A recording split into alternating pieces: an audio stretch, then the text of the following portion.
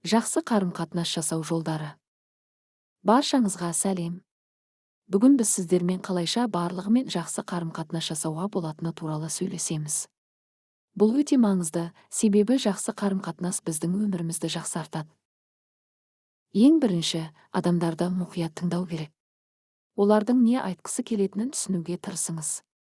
Сонда олар сізді бағалайтын болады. Екіншіден, басқа адамдардың сезімдерін түсінуге тырысыңыз. Олардың орнына өзіңізді қойып көріңіз. Бұл сізге олармен жақсы қарым-қатынас жасауға көмектеседі. Үшіншіден, ашық және шынайы болыңыз. Өзіңіздің ойларыңыз бен сезімдеріңізді білдіруден қорықпаңыз. Бірақ әрқашан сыпайы болуды ұмытпаңыз. Төртіншіден, күлімдеуді ұмытпаңыз. Күлімдеу адамдарды жақындастырады. Күлімдеу арқылы сіз жақсы әсер қалдыра аласыз. Сонымен жақсы қарым-қатынас жасау үшін тыңдау, эмпатия, ашықтық және күлімдеу керек. Осы кеңестерді қолданыңыз, сонда сіз барлығымен жақсы қарым-қатынас жасай аласыз. Сәттілік,